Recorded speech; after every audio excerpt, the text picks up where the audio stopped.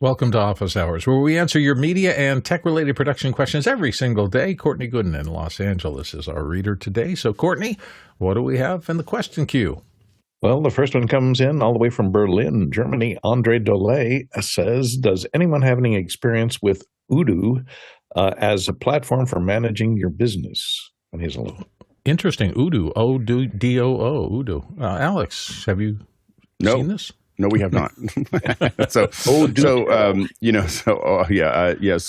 think that, the challenge is this, it looks like an interesting platform. And, there's other ones. Soho is another, I think it's Soho out of India is another one that's kind of like this where let me pull it up here so you can see it. So this is so they have basically everything you need to run your business. And it probably works fairly well. So I think that, there's point of sale, there's rental. The hard part is always the inertia of the industry. So there's a lot of other folks that are leaders. You can oftentimes save time here, but now you have to have everybody learn how to use it. And it's just a matter of getting that through. And generally what we found when we've tried to use some of these is that there's little quirks that suddenly are stopped, like something that we know we can do in whatever the other product is that we can't do here. And then you end up with, that's the challenge when you have all these apps and you're trying to basically reproduce what DocuSign does and what Google does and what a point of sale, what Square does. And you end up with, it's kind of good for everything, but rarely is it as good as each individual solution that has specialized itself. So these generalized solutions can save you money, but oftentimes we find that it's just not worth it because, again, it's less expensive in money, but more expensive in time. And I think that's time and quality are two things that a lot of people just, when they buy something outside of the normal range, sometimes it's worth it, but most of the time they're valuing money over time. Yeah, I feel the same way about it. It's always been a challenge when somebody designs a piece of software to their standards. It's always a question about whether or not it's exactly the way you would have done it. And so the ones that allow you to customize everything, you can get closer to what you want to do as opposed to what the designer of the software algorithm decided was the right way to do it. And I used to think, well, there's got to be one best way, but I found over the course of my career that two different people will do things two different ways. And for each of them, the way they approach the thinking about that project, they will both be right for themselves. So which of the two processes? Well, when you buy something like this package, you're going to be doing it the way they decided you should do it. It may not be bad, but it might not be as right for you. That's kind of the way I feel about it. Next question. Next question comes in from Mark Sanderson in Chesterfield in the United Kingdom. On After Hours, Carl mentioned the Roland Web Presenter. Roland gives free software for use on the iPad for this device. The Switcher app lets you connect up to 4 mobile phones as cameras and arrange them in various layouts. Has anyone tried this? Alex, do you have some familiarity with this thing? I'm a little confused because there is a Switcher app that does the mobile phone thing, but it's not connected to the Roland Web Presenter that I know of. So I don't quite follow here what that solution actually is. Courtney, did you do some? I saw Carl last night on the talking about this thing. This is what it looks like. This is it's designed to be just a single USB interface to your computer that accepts a HDMI based video input to provide a digitizer for your high quality camera and a XLR cable for a high quality microphone, including a condenser, and provides phantom power. It also allows you to have an aux input. Maybe that's what they were talking about for the phone. You can hook up a phone to it, I think, and bring in a phone call, let's say, over the aux input. I don't think it had a separate anything other than a single HDMI input, whether it would bring video in from the phones or not. That would be new.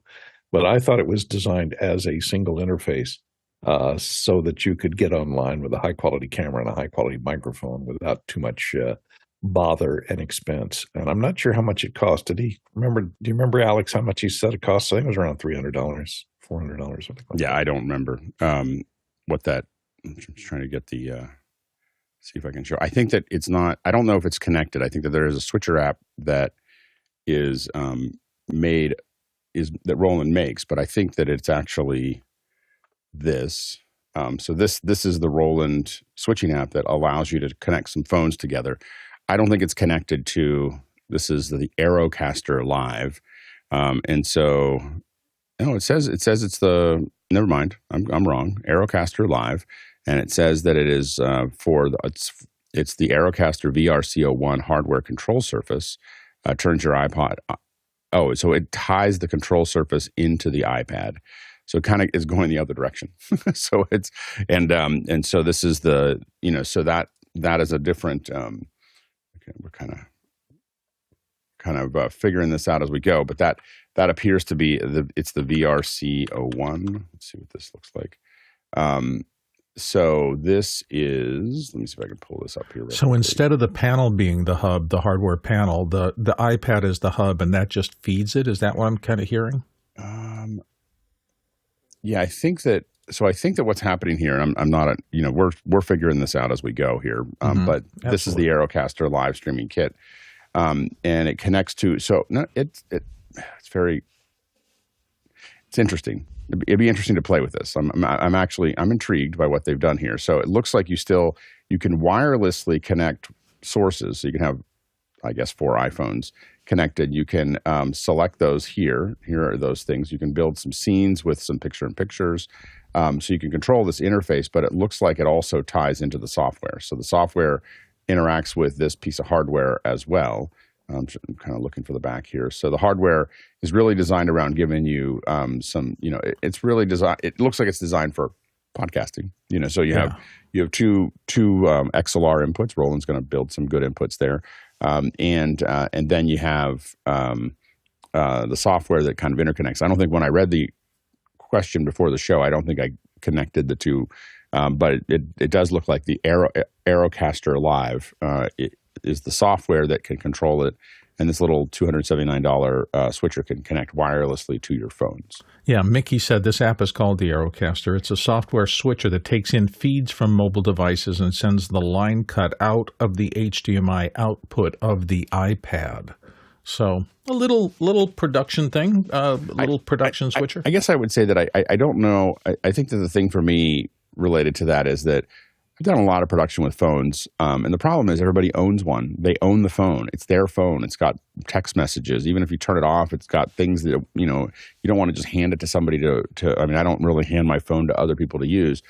And when you start buying the phones to do this, you're spending as much money as you could buy a bunch of webcams or a bunch of other things. And a lot of the phone production, I think, for me, has kind of stopped because unless I have a bunch of old phones, I don't want to, I don't want to connect I don't want to use the phones in production because I'm using them for something else called the rest of my life. And so I don't know, I get the idea, we could just use the phone for this. But as soon as you start talking about, and it's one thing to have like the Blackmagic camera or the things like that, or Kino or other apps that you're going to use personally. But as soon as you start talking about 3 or 4 cameras and switching them back and forth, it starts to become pretty cumbersome of using someone's personal device for a production. And if you're not going to use someone's personal device, you're going to buy these phones for it. Well, you can buy a lot of other cameras for the same price. Guy Cochran just popped into the chat and said, I have a Roland V02 and can show the Aerocaster app the next time I'm on. And James Haldane notes that it works with several Roland products, so not just that. So sounds like it's something worth at least exploring a little bit to see. Sounds like they're trying to do something similar to what Apple was doing with the Final Cut for iPad. Multi-camera, simple switcher on an iPad that allows you to kind of put together an easy show if you have the phones. And to Alex's point, it's one of the reasons I guess people are starting to not send back their phones and trade them in on new ones because they want to get a little suite of their older phones that they could use as cameras for something like this. I think the problem is that and maybe it'll level off, but I know that from an iPhone perspective, the cameras are changing so fast that the version you have today is so much better than the version you had last year that it's really hard to go back. That's the hard part. I wonder if people start buying phones just for the cameras. Or some people. I think most people buy phones just for the camera. I mean, no. I'm saying multiple phones to buy a main phone for your life, and then 2 or 3 other phones so that you can do this kind of basic little business live switch thing. Interesting. Don't forget, we are taking your questions always. You can ask questions, chat about them, and vote on them using Mukana. That's our Q&A system. Go to officehours.global/join. We'll send you a little email within a day or two, and once you've done that, you can ask, vote on, and discuss the show's questions. It's officehours.global/join. And let's get to our next question. Okay. The next one comes in from Ola A. from Kent. County Kent in the United Kingdom. What is the most efficient way to add animated graphics and lower thirds on screen, especially if you are streaming via Atem switcher? Alex Lindsay. Okay, keeping this boxed into the Atem switcher, there's a couple different ways to do it. Depends on what kind of hardware you have that's going to serve that up. So one of the things that you can do, the Atem switcher has a couple different versions too. So do you have SDI or HDMI? If you have HDMI, the chances of you getting key fill to really work great is very low. The problem is that you can't get the frames exactly the same coming in for key fill.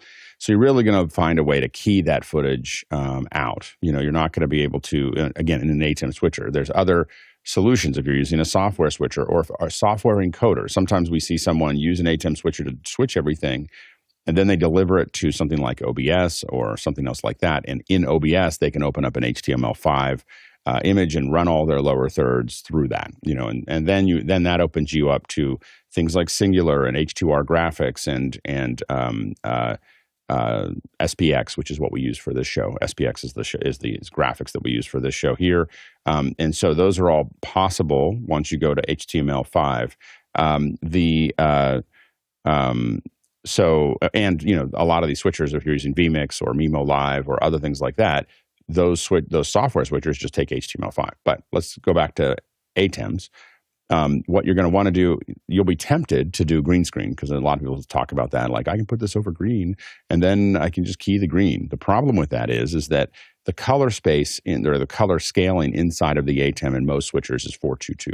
So that means that you have half the color that's YUV, and it means that you have, for every 4 pixels of black and white data, you have 2 pixels of the color data. And so the problem with that is that you're going to now subsample in on any kind of curve, slanted edge, anything with detail. You're going to see little stair stepping, and you're stair stepping because you're keying half the resolution and then stretching it out. So the challenge really is to do a Luma key. And so this is the oldest key. I mean, we've been doing Luma keys since the 80s, I think. And what you're doing is, a lot of times you're going to take your lower third, and you can use anything that's any of these graphics apps that output it. When I started doing live streaming, I was using Keynote over black. And so basically what we do is we make sure that the background is pure black, and we bring the blacks of any kind of thing we have in the graphics up to about 15%. You can say 7% is kind of the norm, but it doesn't give you a lot of resolution for edges and so on and so forth. So we bring it up to 15%. No one notices. So you bring that up a little bit, or you make all your graphics without any black. That's also easier. And now all of those things are there, and you can use the Luma key inside of Blackmagic that's built into just that's built into downstream keying. You can just sit there and clip it and find your lower third. And again, it's not perfect. Obviously, if you have something really complicated with motion blur and lots of other things, it doesn't work. But in many cases, it's a pretty slick little solution and relatively easy. And again, you can use, once you start talking about that Luma key, you can also use things like Playout B, which is something that Jonas Dottel makes on a Raspberry Pi or a PC or a Mac, and play that out once you're only doing that single channel with a key. Courtney? Yeah, that's. I was just going to add to that. In the early days, I used to use Microsoft's what is their presentation software now? It's just PowerPoint.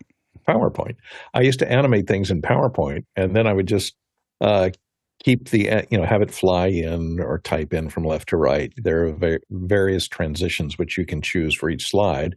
And I just select that slide from the interface control and have a separate output for the PowerPoint, which was always piped into the Atem switcher. Then I just select the slide for the lower third that I want to use, and then hit the key to animate it from a separate computer, and it would animate in using a Luma key, like Alex said, and making sure that the black levels, I didn't use anything that was 100% black in the overlay, and the backgrounds were all set to 100% black in the slides when I set them up. A simple way to do it, and you can achieve some basic animation. H2R, Here to Record's graphics package is much better at doing the animations in. And he wrote that kind of as a substitution for doing those do-it-yourself kind of graphics. Let's go to our next question. Next one comes in from Harold Williams in Portsmouth, Maine, I believe. My pastor streams a Bible study from home using a ring light and his cell phone. I think I should send him a kit, as suggested. What should I include to improve the quality of his videos? We have lots of advice for you, I would think. Alex, you want to start it off? Yeah, I think that what I would say is that I would recommend, the first thing I would do is tell us how much you want to spend. I mean, when you're talking about a kit, we can scale up pretty quickly to a pretty expensive and pretty complete kit for him to look great. But you have to decide how much you want to spend. I think that oftentimes getting, if you overspend or you make it too complicated, it'll get worse before it gets better. So, the phone may be what he needs. I think the one thing you may want to think about is giving him a better mic. The easiest thing to do is some kind of lav with something like a DJI wireless. He's sitting right in front of the phone. It's not going to be hard to. That's going to be an easy way to integrate into the phone. There's a couple. It depends on what phone he has. If he has a USB-C, now you have an interface. He can have a wired interface really easily into the phone, and that's going to greatly improve the audio with a lav. If he wants to do a lav, or that's going to be the easiest thing, because I think the first thing you're going to want to fix is get him on a wired connection. So get Ethernet in there. And this is going to be a little breakout. And again, the question is, what cell phone does he have? If he has an older one, it may not work that way. But trying to get him on a wired connection, trying to get him to have good audio, those would be the first things I'd fix. The ring light is okay. I don't really like the ring idea that much, because I think that the problem is that it creates this thing. It creates a symbol, a thing on the eyes, which I guess kids are used to, but it still bothers me. And so a lot of times, and the lighting is very flat. And so a lot of times what we want to do is kind of move up. What we did with ring lights, oftentimes we took the ring light and then we built a big bubble around it that went over the front of it. And then it turned into a China ball. Then it was great. So we found that helped a lot to make that better. Courtney? Yeah, I was going to say the ring light is the first thing I get rid of, because I hate the circles that are in people's eyes, and especially if they wear glasses and they look up and then they look like raccoons, or you don't know. It's these circles of LEDs surrounding their irises. I have gone with these newer. This is a fairly inexpensive 2-pack.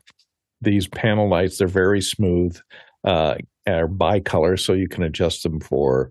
If you've got daylight streaming into the room like I do, you can adjust them for daylight balanced or tungsten balanced to balance the rest of your lights in the room. There's a 2-light kit for about $250, and it has a remote, so you can control them remotely.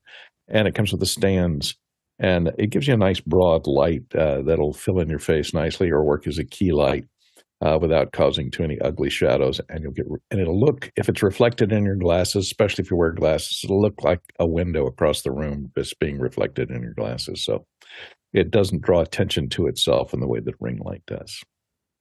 Yeah, you've heard a lot of that. I'm going to support just the same thing. To me, if you're a beauty influencer, young woman, the ring light's the perfect solution for you, because they're going to have a close-up on your face as you're doing things, and you don't want a lot of harsh shadows for that kind of thing. Outside of that, I think it looks like you're trying too hard to look too pretty. And so I'm a great believer in authenticity, which is look like who you are, not like who you're trying to be. And I would think that in the pastoral world of offering advice and pastoral services to people, authenticity is everything. You just want to be yourself, well enough lit so that people can see you and understand what you're saying. But the glam stuff I would stay away from personally. I just don't think it's the right kind of look, but that's my personal opinion. You might be different. Next question. Next one comes in from our friend Paul Valhus in Austin, Texas. He said, would these 10 packs of handy talkies, cloning cables, and software provide decent comms for a remote country film shoot? It's about $170 with discount. Assume no tariffs. That's Courtney. Have you any experience with this? Not these Baofeng particular. These are ham radio handy talkies. So I know Paul is licensed as a ham operator, so he could operate these with a license. They're in the 144. They're in the 2 meter and the 4 meter band. So the 400 megahertz and 144 megahertz area.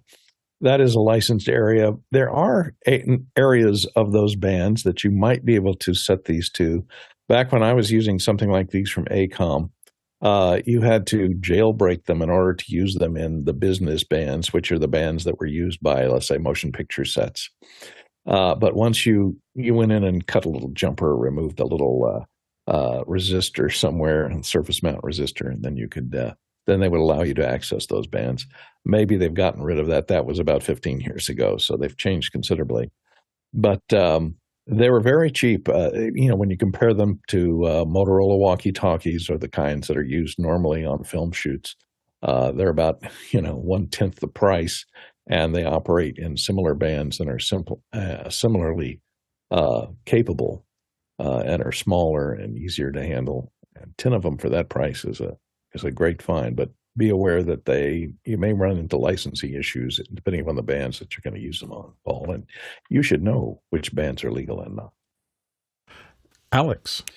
Yeah, the latency is really high on them as well. So, if you're anywhere near somebody that you're talking to, we had a lot of, with the Baofangs, we had a lot of when I say latency, I don't mean the talking latency. I mean, when you click on it, you have to wait for 3 seconds before you can start talking. So we use them as we had them laying around, and we would use them when we're getting set up on a large space and our comms aren't up yet. We found that in an open area, they'd go a long way. Miles. So they, so we found, I don't know if they're exactly these ones, but the Baofangs we found, we were operating outside of legal licensing. So we were, they were up for a couple hours while it just let us talk to each other if we needed to.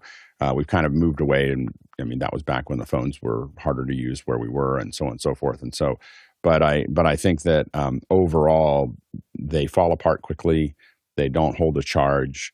They don't, and again, the clicking thing just made us completely crazy. So I think that and Mickey said the batteries swell up, and we had that problem as well. So they're really you're getting what you pay for. They're really inexpensive, and they won't last long. So if you're looking for something disposable for a couple jobs, they'll be great. But if you survive 5 real jobs, I'd be surprised. You missed the big comment from Jack Cannon. He said, I had 40 to 50 of them. I bought a 20 pack of these for a documentary setup, but this was late last year. After 1 year, all the batteries have swollen up and are ready to burn my house down. Yeah. So be warned. All right. Next question. Next one comes in from Harold Williams in Portsmouth. We are starting a remote broadcast and are interested in using vMix for NDI video feeds. Currently, we're using Streamyard. Are there any differences between the browser-based software and the vMix in the cloud? Alex? There's a lot of difference. I mean, number one is you're going to have a lot more control with vMix than you have with Streamyard, and you're once you pay for it, you're not going to keep on making the payments. I think that Streamyard has moved to. It's going to be a lot more complicated. So you're now setting up AWS, and you're now installing vMix, and now you're building. There's a lot more to it. So what I would recommend is that if you're interested in doing this, you're going to want to start doing some test shows and so on and so forth. It's an entirely different world than StreamYard. so you one of the reasons that we do some of the evening shows that we do is to experiment with other pieces of software. And you're going to see us kind of slowly evolving with extra hours and so on and so forth using VizRT's vector. But we're doing that over and over again in the evenings so that we can improve that solution. And that's what you're going to want to think about as you start to do it. You're not going to want to say, I can do vMix in the cloud for a client unless you've done at least 10 or 15 test shows is my recommendation. There's just a lot to learn about. You make sure that your AWS isn't getting stretched, making sure that you're figuring out how those feeds are coming in reliably. So those are the things to think about. Probably a whole special that we could do on setting up your vMix or your Mimo Live, and we should think about that. And don't forget the office hours menu, so to speak. It continues to expand. Extra hours happens on Monday. It was yesterday for those around the world. Tuesday, we are doing special shows occasionally. On Thursday, The Rundown with David Paskin hosts a panel, takes a deep dive into the why behind the latest tech. So those are all possibilities if the timing for office hours in the morning doesn't fit with you. And remember, after hours goes all the time, so you can always hop on there to get your questions answered as well. Next question. Next one comes in from Tony Mobley in Noonan, Georgia.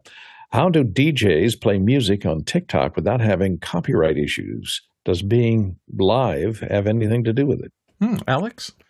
Yeah, I do think that what happens is the algorithm isn't checking for, the DJs have figured out in TikTok that the algorithm isn't checking for the copyright. And so, and you'll find that if you DJ and you don't have songs that are long enough for the algorithm to attack it, that you can even do this on YouTube. Although I think eventually it would tighten up, the algorithm if you do it constantly. But I think that it has to do with and as James Haldane said, I think that TikTok's licensing agreements allow it to be live, and I think that there's an angle there that the DJs are using to do this. Oftentimes the music industry is trying to experiment with those kinds of things, and I'm sure that TikTok wrote a big check. I think the last check I heard that they sent to the music industry was in the $60 or $80 million, for licensing for a year or something. So they're sending some money. It's chicken feed compared, when it's split up among all the artists, but they are paying for those things. And I'm sure the agreement has something to do with, live is okay, and they figured not many people would do live, or it's not impacting them, or it's positively impacting them. But man, there's a lot of live DJs out there doing it, and they've gone from being like it used to be dance stuff that they were doing, and now people are just building radio stations. I mean, these are radio DJs who sometimes are just playing out their thing, but a lot of them are, so sometimes they're just setting it in their radio studio and you're just listening to the radio show. Others are creating the radio show, and I've thought that this is a market that would be useful for a long time, and so it's interesting to see how it works, and it seems to be very successful. Courtney? Yeah, I was going to say perhaps ASCAP and BMI are being paid by TikTok. They have a license that covers these kind of generic DJ shows, because usually it's the venue that's responsible for obtaining the public performance copyright clearance, ASCAP, BMI, CSAC, which are the major controllers of royalties for copyrighted music played in public. So perhaps they have those licenses, and because each of those individual DJs is probably not serving a hugely large crowd, which would be increase your license fee if you're broadcasting, nationwide to millions of people versus just a few thousand that are watching each DJ do that live show, and it's not stored for rebroadcast. Then they probably fit under one of those standard ASCAP licenses, or maybe they've come up with a special deal since this whole new genre of music has popped up on the internet. Next question. From Brian Taylor in Washington, D.C. I'm hoping to use OBS as playout via Blackmagic Ultrastudio monitor and MacBook. I have Hyperdecks, but they're more of a hassle for playout. Are there any caveats for using OBS for playout? Alex, what do you think?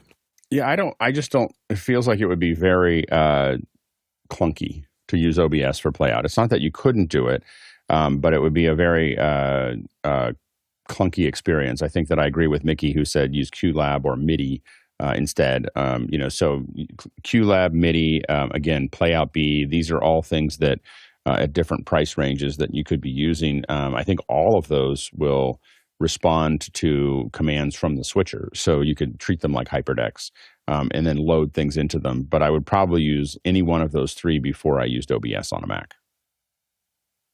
Next question. From Funsak Dorji, hi panelists. We have photos and 35mm color negative rolls to digitize. Please advise on a scanner. Our budget is around $350 US. It depends in part on how many you have and how automated you want. Alex has some experience with this. Alex? Yeah, I mean, what you really, the first thing you want to look at is resolution. Now, the one that I have is a little outside of your price range, but I have a flatbed scanner, and this is an Epson 850.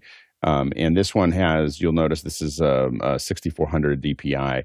Now, I have had PlusTech before, and I haven't had them last for a very long time. So you have to be, doesn't mean you can't use them. I haven't used this one specifically, but I have used other products that they've made, and you just have to take really good care of it. Like it's a little fragile, but this is designed as only a slide scanner, as you can see here. And so it has you'll have something that you can slide into it. Now this one runs at 7200 DPI. And inside of the price range that you are asking for, I think this is the only one that I could find. And again, I've used other products that they've had. What I find is that they're reliable as long as they're treated very gently. So, but they are not put together designed for harsh hands. So that's the thing that you can do, especially it's just a matter of if you really want to have it professionally restored, scanned, cleaned up. And it depends. You said a budget, send it out. Oh yeah. So Mickey said to just send it out, but that will get you, it depends on how many you have and what your overall budget is to scan it. If you don't have that budget, and you have lots and lots and lots of 35 millimeter, you're going to have to figure that out. But I would look at the PlusTech. Again, you can do it as a service. There's plenty of Scan Cafe is probably the one that I know the best, that friends have used. I have a hard time sending. You may have the same problem, which is that I can't send the originals out. Like I'm just not going to send the originals to somebody else. And so I have scanners because I'm going to scan everything because I'm just not going to let it leave the house. And so if you're in the same boat that I'm in that area, I know that I've had everybody I've known that went to Scan Cafe and sent them a box full of stuff, got back everything at very high quality, and there's been no problem. I'm just too superstitious to do it. So, but it would be probably faster and better and cheaper to do it that way. But I would say if you're looking for $350 for $399, that's going to be probably your only option. And for the photos, I know a lot of people I've talked to recently have been using the photo software on iPhones to scan simple photos. Just set up something. It's okay. It's okay. It's pretty. I have to say that I've tried it with the using the phone. And if you've ever seen the photo actually scanned, you're not going to find the phone to be acceptable. Phones are acceptable for people who don't pay attention to, who don't know what it should look like. That's all I'd say. If you've ever had a flatbed scanner made in the last 25 to 30 years, you will not be happy with what the phone produces. If you've ever had and you can get one for $300. You can definitely get a flatbed that's scanning images, and the phone will definitely not be able to do negatives and slides because it just won't have the resolution. Well, I will say AI has added a little in this. The last time I talked to somebody, he was really excited because he'd been using his phone to capture things, and the software he was using, I don't remember what it was called, was removing the keystones, was doing color correction, and he was getting acceptable results in a hurry with single-click stuff because of the AI built into it. So I'd love to see. I just want to. I have to admit that this is something I'm a little religious about. So I know we don't talk about religion here, but people do this where they, I just feel like it's such a lost opportunity to have the real quality of their images. When someone tells me that, they're going, okay, I'm really happy with it. Well, I'm like, I'd like to see that. I'd like to see what you're talking about. And number one is take the image that you took a photo of, and then you ran it through AI. And then hand me that image, and I'm going to scan it on my scanner, and we're going to put the two images next to each other, and I guarantee that their heart will fall into their stomach to think that they have 300 photos that they did this process to, and they look at a flatbed scanner, again, a $350 flatbed, not even like a $1,200 one, and what it does to that image flat on it. It's just that if you're doing something real quick and you're going to throw it on social media and it's disposable, knock yourself out. But if you're trying to capture family memories, send it out or get a real scanner and scan it. Yeah, I'll agree with you, but I think that's the thing. Most people are just going, here's a picture of Aunt Edna. You should have it. they're not really ever going to print it or do anything with it. Now, I know your standards are different because you've been a production professional all your life. Most people aren't. So they're the people that this is marketed toward. But again, if you're not doing it that way, just put them all. If you're going to shoot them with your phone, in my opinion, put them all in a box, send them to Scan Cafe. You'll get a bunch of files back in. Great. All right. Next question. Next one comes in from Andre Dolly from Berlin. I recently watched the ILM documentary. Very compelling content. I learned a lot. Regarding matte painting and meeting the desired perspectives, is the content shot first and then the matte gets painted, or the other way around? Alex. Both. It's happened both ways. 100%. Like I would say a lot of times those productions are happening separately. They're making decisions about what those are, about what the vanishing points are and everything else that's happening there. But definitely we've had things where the footage has been shot. It's easier if the footage shot first. So if the footage is shot first, it's easier to derive the matte paintings. And this is back when they were painting them. Now that they're digital, you generally prefer to have the footage shot first, because now you're going to have, when it's digital, what we do is to build the digital matte, and you want to take that original footage and extend it. And so usually I would say now the matte painting is done that way. When you look at the ILM doc that was showing stuff that was done on being painted on a wall, a lot of times those timelines weren't the same, that were matched up. But generally the strong preference is to have the footage first, so that your vanishing points and all the other things are derived from what you're going to be stuck with the film or with digital or whatever, and then extend that out, as opposed to trying to do it later. But we've seen it done both ways. Next question. From Roscoe Jones in Madison, Indiana. Would you put a Macally backlit keyboard? Macally. Macally. That's how you pronounce it. I'm sorry, I don't dwell in that universe. A Macally keyboard with large letters in your production setup, and he has a link to the Macally. Harshid's going to weigh in on this. Harshid? Yeah, so I got a little confused about that. I thought I read backlit with that statement there. So it just depends on if that's something that, will work for you in your environment. I would say it's your choice at the end of the day for production value. Yeah, I was just taking a look at them online, and it looks like they have 3 models of backlit Bluetooth keyboards that I can see here. 2 of them have that odd little ergonomic kind of wing shape to them. I've never been a big fan of those because I type every day on the same keyboard, and your fingers get so used to spacing that it becomes kind of a critical factor for you. But to each their own. Alex, what do you think? If it's really like the letters are lit up, no, I would not. Like, I would not do that with a bunch of bright letters, like in a dark area. There'd be a lot of people asking you to take that. I mean, people would walk up to you in most environments that I've worked in and ask you to get rid of that keyboard. So it might work at home, but I would not take that in production. Courtney? Well, like most, I always try and find laptops now with backlit keyboards. And most of them do have you can adjust the backlight on the keyboards. They have variable settings. You can dim them down. So I would not, like Alex says, they were frowned upon if you're in a color grading suite. You don't want anything contaminating the light space in your color grading suite. But I found if you're taking something on the set, and I would always have to operate in the shadows on the set because I'm behind a wall somewhere, set up with a cart in an area that's not lit. And, nothing worse than trying to hit the wrong key to cue something. And because keyboards are laid out differently, different computers, different keyboards, it may all be the same way in the Mac world. But I find in the Windows world and outside of Macintosh that there are several keys that move around, / keys, and some of the non-QWERTY keys move constantly. Sometimes they're on the left, sometimes they're on the right. And if you walk up to a keyboard and you don't know where those are and it's dark, you're lost. So I always like to have a backlit keyboard in production. I'm not using them in a color grading suite, but I do like them so I can find the correct keys in the dark without having to pull out a flashlight sometimes.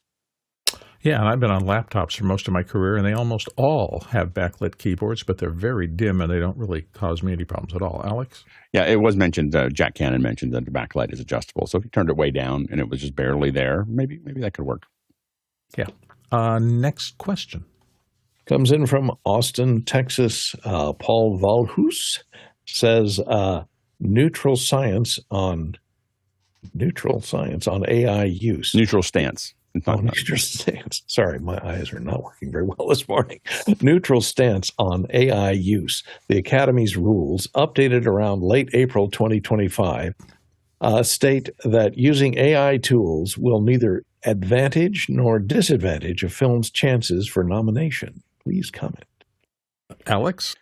Yeah, I agree with Mickey. He just said AI tools are just that, tools, and I think that people are going to continue to use them. I don't think that there's any way to slow down what's happening. Like, I think that there's this whole idea that we're going to try to stop AI from being used, and we're going to do this thing, and it's just not. There are, and I think that there's really two camps. There are the people who want to create the images; they just want the final product, and then there are people who are paid to make that product, and obviously, in the last 2,000 years, the people making whatever that was that's getting replaced by a machine are upset, because they had a job to do. But the end product is what's going to end up happening to become the most important thing.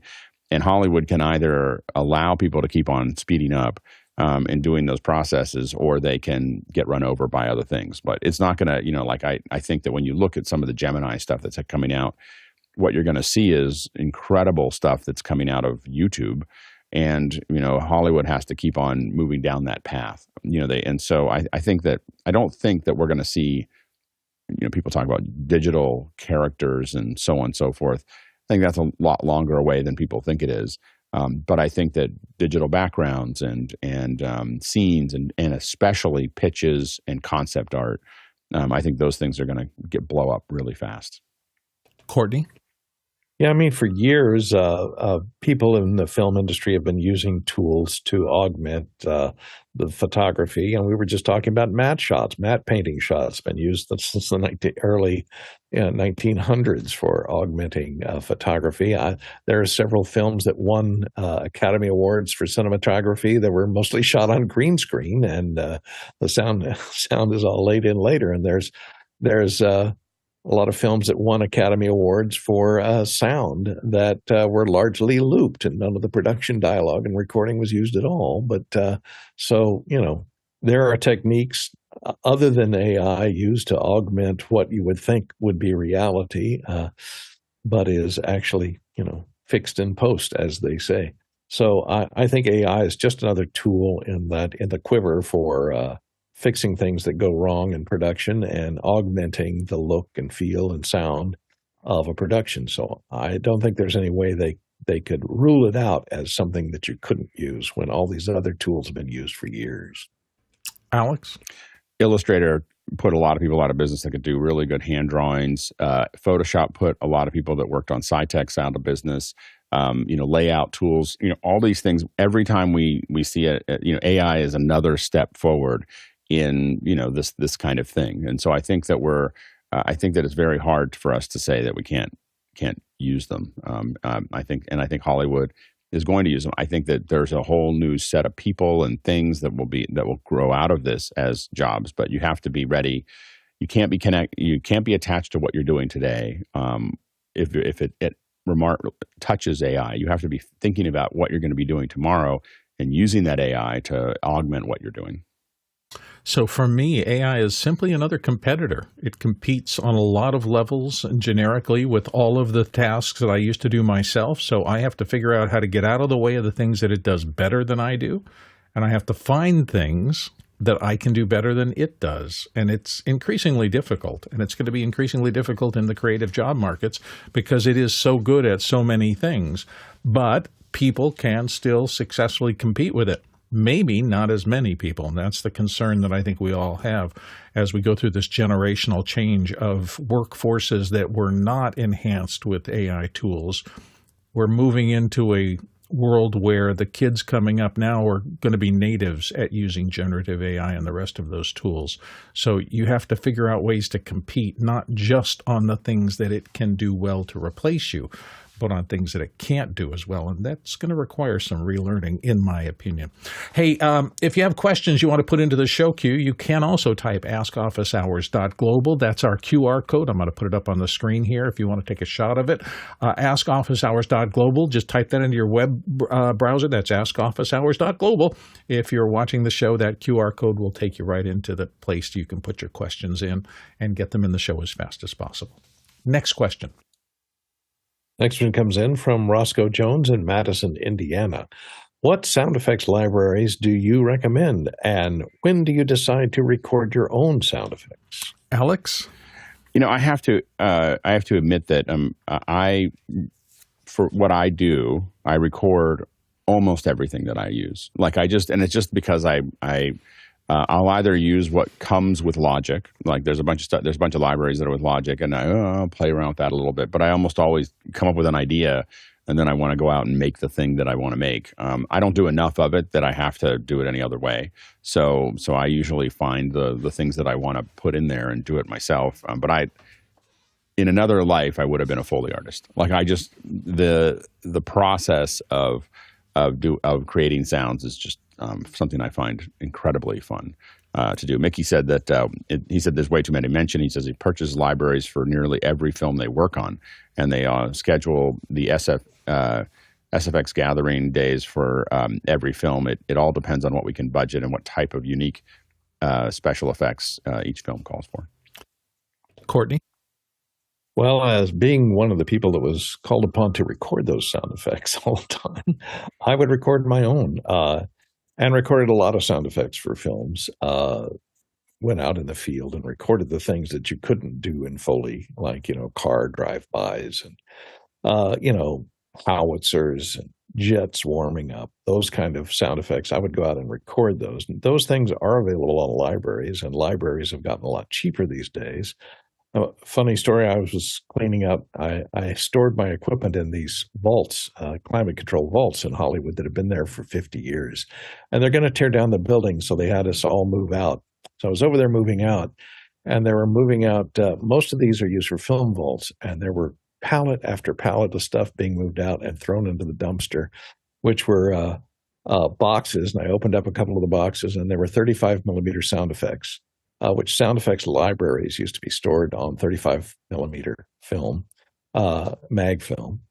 And there were just, bullet, ricochet sounds, car drive-by, truck drive-by. So all these sound effects were being thrown in the dumpster because there's just no use for them anymore in that particular format. They've all been digitized, they've all been put online, and they've all become very cheap to access. So sound effects libraries are pretty cheap, the quality of them. A lot of these old sound effects, like the Wilhelm scream and a lot of the famous car crashes and screams and things that are notable in Hollywood, have been digitized and are available now. They were transferred from their original 35 millimeter, sometimes optical, so you hear all kinds of noises on the track as well. But these days it can be cleaned up. And it's so easy with the Zoom handy recorders and good stereo digital recorder to go out in the field and record them these days. It's so much easier to go out and gather sound effects. I think you gain a lot by going in the field and recording specifically what you need in the environment that you need, rather than searching for hours and hours through sound effects libraries to find the thing that you might fit, it might not fit. It's easier to record it. Alex? Mickey said that what everyone would expect a post house to have is a complete sound ideas, a complete Hollywood Edge, and a complete boom library, and a complete BBC. He said it's also customary for sound editors and mixers to work with each other to share their personal, original special effects with each other. So those are other ones. The one that you have to make sure that you have a good, clean recording of for every film that you work on, though, is the Wilhelm scream. So I just want to remind you that you got to go out and find it. You got to make sure you have a good one, because somewhere you got to throw in the Wilhelm scream. It's been around forever in Hollywood, and you've heard it more times than you can possibly imagine. I will say that I'm doing a lot of this right now because of the audiobook stuff, and I'm working on a custom project. And so I usually do 3 tiers. I start with, are there simple things like I need a door open here? I can probably get that for free from one of the libraries libraries that are online. I know Adobe has a library online. Apple has a library online. For a simple thing that is not bespoke and I just need the sound of a creaking hinge, most of them will work. The next tier I go to after that are the ones that I can get from Sound Dogs or any of the big effects houses for sound effects. And you'll get, if you type in gunshot, you'll get 65 of them. And in all calibers and in all types of guns and in groupings of single shots, small bursts, and machine guns. So you can usually find a specific effect to roll in to that moment and make it work. And then if those two things, I go through the project twice, I do all of those things, and now I'm going to look at building them myself. And if there's something I'm not satisfied with, then I move into the realm of gather a recorder and go get it. That and for soundscapes. I had one project where they came in from underground, where it was a very hollow, tunnel-y sounding thing.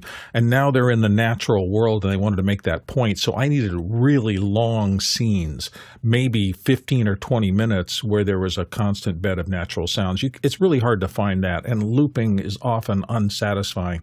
So I would take a handy recorder and I'd go out and just in the evening or in the middle of the night when there's not a lot of traffic sounds, get someplace kind of rural and just turn it on and leave it going for a while.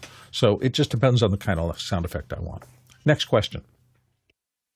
Next one comes in from Robert Green in Los Angeles. Cosm, I guess it's how you pronounce it, or Cosm, now has Matrix shared experience. Is the next thing between the Sphere and iMax? Is this the next thing between the Sphere? Were we looking for something between the Sphere and iMax? That's fascinating, Alex. Yeah, Cosm is in Dallas and I think in Los Angeles, and they have these large screens. They're not quite as big as the Sphere. They're bigger than iMax. So that is correct. Here you can see this is the demo for it. These are big. The idea is that there's a big place where everyone can watch it together. That's their concept right now. Is that that people are having drinks and watching the whole thing. I have to admit that I don't know if I would really enjoy this. I think that what Google was doing with the Sphere, with the Wizard of Oz, I think that obviously there's lots of people that will scream creator intent problems with what they're doing, what Google did, because they actually extended the environment out. And what they're not doing here is extending the environment. They're creating kind of creative backgrounds, for a lot of these things to do it. And I don't know. I might enjoy it. I don't know if I'd enjoy it or not. It is creating kind of more of a thing, but I think that the seam would probably make me crazy. So I think that's the only thing. The seam between it all, I'd be like, I don't know why we're doing this, kind of thing. So we could do things like this with my Apple Vision Pro.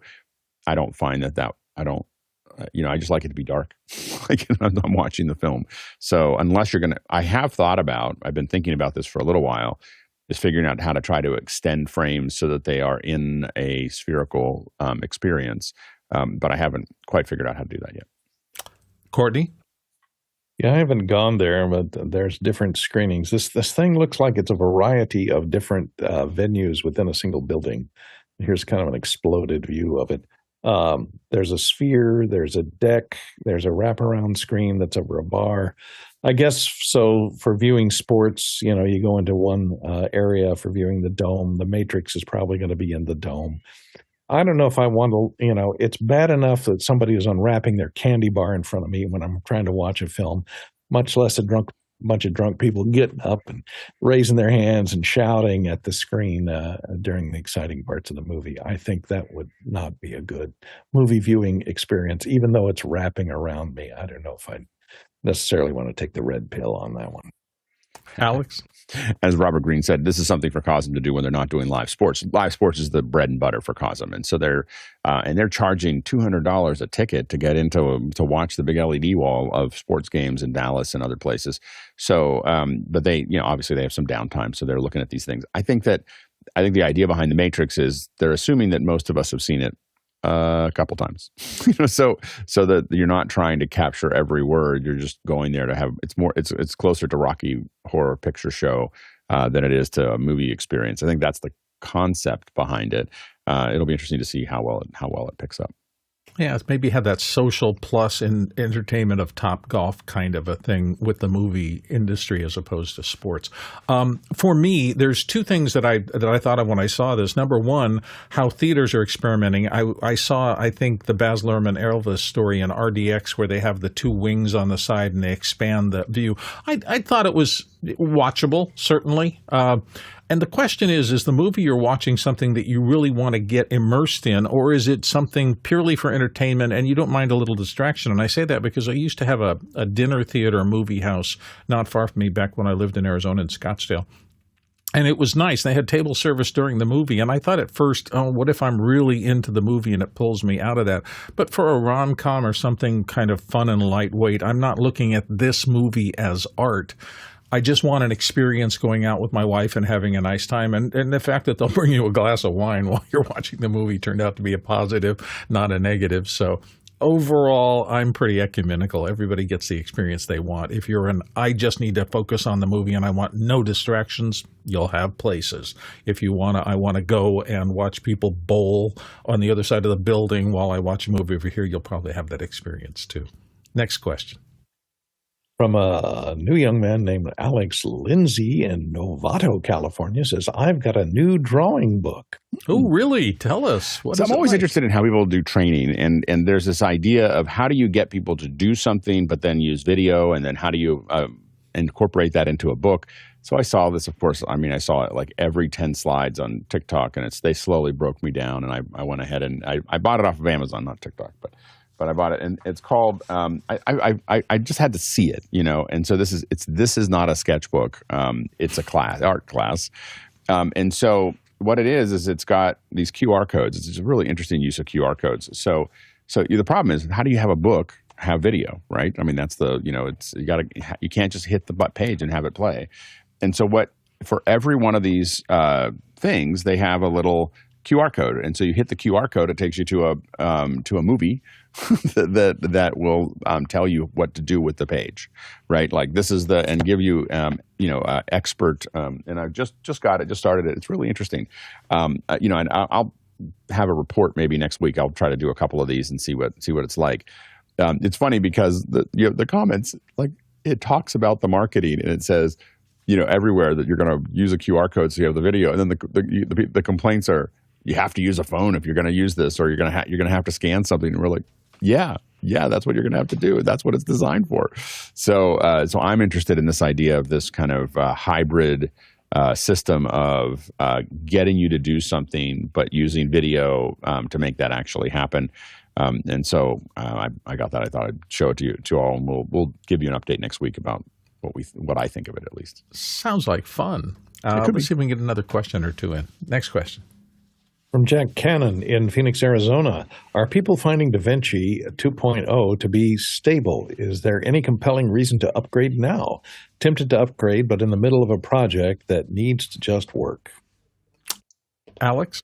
And I think that's Davinci 20, not 2.0. 2.0 was a long time ago. And so Davinci 20 just came out.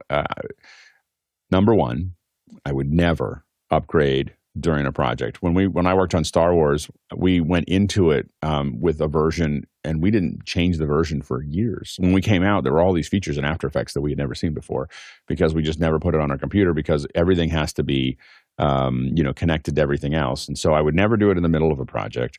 I would wait, and even if I started it, I would start experimenting with it long ahead of time. I don't even bother to put betas of Davinci on my computers, because they're usually so unstable and corrupt data, all kinds of other things, that I really I would let it just sit and simmer and let someone else take their share of the arrows before you take it on. I would start experimenting with it when it's 20.1. And I don't know if it's 20.1 yet, but I would start experimenting with it carefully on a separate computer and start to play with it and see what the new features are, and so on and so forth, and see if they're worth it. I never upgrade unless there's a feature set that I actually need. Like, I don't just upgrade to upgrade. I upgrade because, I need that thing. But then I'll very carefully kind of go towards that. Roscoe says that Resolve 12 is stable and works great on Intel chips. Courtney? Yeah.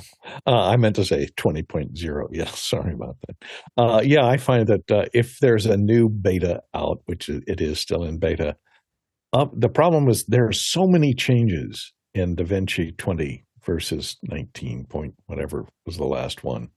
The problem is they're adding a whole lot of new tools which may need to be saved, and when you save your project file, it may not be backward compatible. If you have a project, you transition it to version 20, you may not be able to go back. So if you find that there's something that's wrong, I don't know if you can back out of a project that started in 19, went to 20, you made a bunch of changes using the AI tools, and then something blew up and you want to go back to 19, you may have to lose all the changes that you made at your point after your point of transition to 20. So that's the danger in going between a major transition like this. Is you can probably bring a project in from 19, but you may not be able to bring a project 20 once it's been modified in 20. You may not be able to bring it back into 19. So that's why you never change, like Alex said, in the middle of a project. Yeah, Robert Greene emphasized that, said projects need to be converted, I believe, to 20. Be aware, it's not a simple jump, it's a big jump.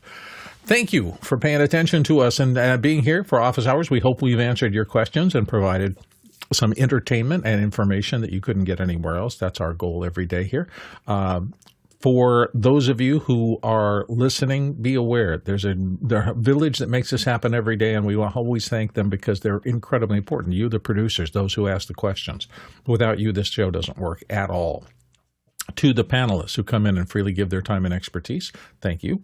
And to the tech crew in the back end who are quietly not only running the show in real time, but also doing a lot of back end work in terms of organizing, preparing for future shows. We're getting more shows all the time, and it takes a pretty big village, and I'm lucky enough to be a part of them, and I consider many of these people among my friends now. It's been years, and we've had such a great time learning about technology and putting that work into practical value every single day. So thank you to all of you. The Delok traversal today, 34,000 miles. That's 54,000 kilometers, 267 million bananas for scale. We'll be back tomorrow doing the same thing over again. See you then.